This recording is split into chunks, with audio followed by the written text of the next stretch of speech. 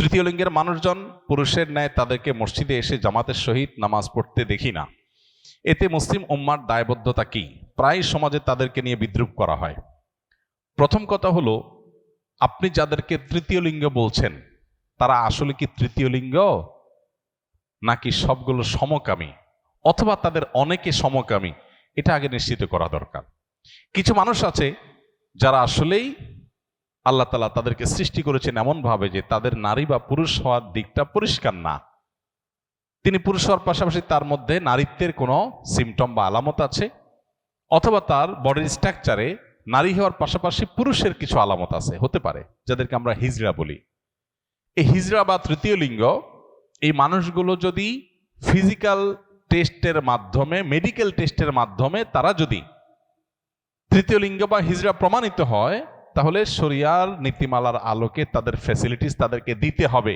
রাষ্ট্র এবং সমাজের সেখানে দায়বদ্ধতা আছে, এবং এক্ষেত্রে তাদেরকে যে কোণঠাসা করে রাখার প্রচেষ্টা, সেটা বন্ধ করতে হবে।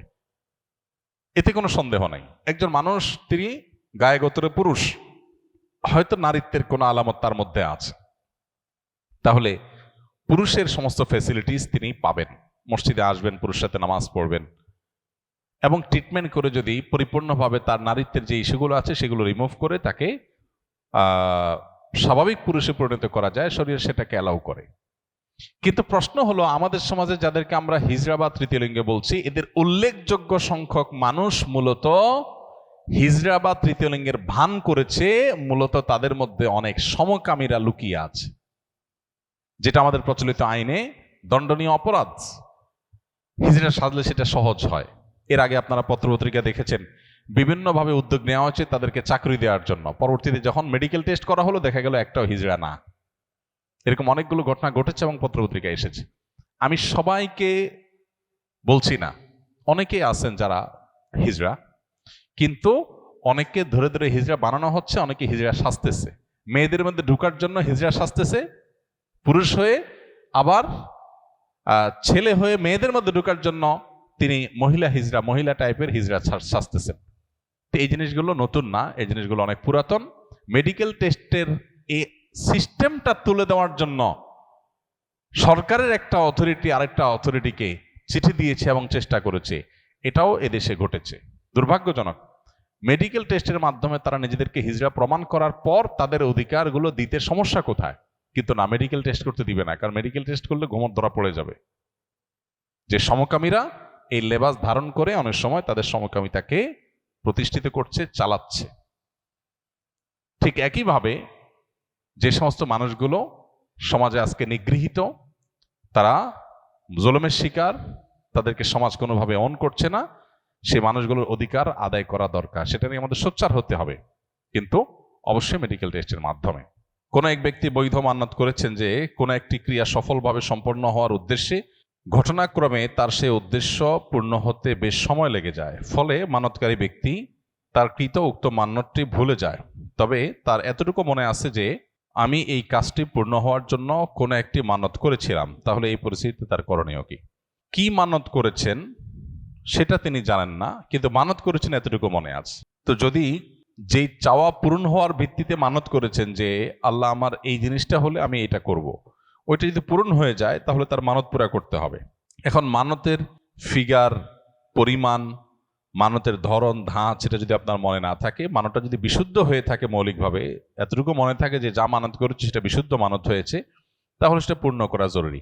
সেক্ষেত্রে আপনার প্রবল সম্ভাবনা, প্রবল ধারণা কোনটা হয়, সে মান্যতটা পূরণ করবেন। আপনার যদি মনে হয় যে আমি 10,000 টাকা গরিব দুঃখীদেরকে দান করব, এরকম নিয়ত করছি বলে মনে হয়, 5,000 টাকা নিয়ত করেছি, তাহলে এমন একটা ফিগার আপনি মানত হিসাবে আদায় করেন, যেটা আদায় করলে আপনার সন্দেহ দূর হয়ে যাবে যে প্রবল ধারণা বা আপনার জোরালো সম্ভাবনা আমি এটা করেছি, সেটা যদি আপনি আঁচ করতে পারেন এবং নির্ধারণ করতে পারেন, তাহলে সেটাকে ঠিক করে আপনি মানত পুরা করবেন। এবং যেহেতু ইবাদতের ইস্যু, সেক্ষেত্রে একটু সন্দেহের ঊর্ধ্বে ওঠার চেষ্টা করবেন। 5,000 কি 10,000 সন্দেহ হচ্ছে, তাহলে 10,000 কি আপনি যদি ধরেন তাহলে এটা সেফ সাইড হয়ে যায় আপনার জন্য, সেভাবে আপনি মানত পুরা করবেন। আমার ছেলে দীর্ঘদিন থেকে নেশায় আসক্ত, সিগারেট ও গাঁজা সেবন করে, বহু চেষ্টা করেও তাকে নেশা থেকে ফিরিয়ে আনা সম্ভব হচ্ছে না। তাই কি করলে তাকে নেশার থেকে ফিরিয়ে আনা সম্ভব হবে, অনুগ্রহ করে পরামর্শ দিলে উপকৃত হব। কোরআনে আমল জানাবেন। প্রথম কথা হলো যে সন্তানকে লালন পালন করেছেন উল্টাপাল্টা পদ্ধতিতে, শরিয়াতের যে তরবিয়া, ইসলামী যে তরবিয়া লালন পালন পদ্ধতি, সেটাকে মেনটেন করেন নাই। এখন সন্তান হয়তো খারাপ মানুষে পালায় পড়ে, খারাপ পরিবেশে পড়ে সে নষ্ট হয়ে গেছে। তো এখন শুধুমাত্র দোয়া দরুদ পড়বেন আর সন্তান ঠিক হয়ে যাবে, ব্যাপারটা সেরকম না। এখন প্রথমত নিজের এই যে কৃতকর্ম সন্তানকে বিপদগামিতার পথে ঠেলে দিয়েছেন, যেন তওবা করবেন। দ্বিতীয়ত, সন্তানের ইসলাহ এবং সংশোধনের জন্য সন্তানকে বিভিন্নভাবে বোঝাবেন, তার মধ্যে দাওয়াতি কাজ করবেন, পাশাপাশি আল্লাহর কাছে চোখের পানি ফেলে দোয়া করবেন। ইনশাআল্লাহ ত্রিমুখী প্রচেষ্টার মাধ্যমে সন্তানের সংশোধনী সম্ভব। এক্ষেত্রে দোয়ার ক্ষেত্রে আমি বলবো, আপনি দোয়া কবুলের যে সময়গুলো আছে, শুক্রবার আসরের পরের সময়, 5 ওয়াক্ত নামাজের পরের দৈনিক এবং ভোর রাতে তাহাজ্জুদের সময়, এগুলো দোয়া কবুলের সময়। আরো দোয়া কবুলের বহু সময় আছে। এই সময়গুলোতে সন্তানের নাম ধরে দিয়ে আল্লাহর কাছে চোখের পানি ফেলে দোয়া করেন। আল্লাহ তাআলা হেদায়েতের মালিক, অসম্ভবকে সম্ভব করার মালিক। পাশাপাশি সন্তানকে সুপথে ফিরে আনার জন্য তাকে তার মতো করে দাওয়া নিবেদন করা, তাকে মোটিভেশন দেওয়া, তার মধ্যে দাওয়াতি কাজ চালানো এবং তাকে ভালো পরিবেশ দেওয়া, এগুলো আমাদের চালাতে হবে ইনশাআল্লাহ বিদিনিল্লাহ। এর মাধ্যমে হয়তো আপনার সন্তানকে আল্লাহ তাআলা সুপথে ফিরে আনবেন। জাযাকুমুল্লাহ খাইর।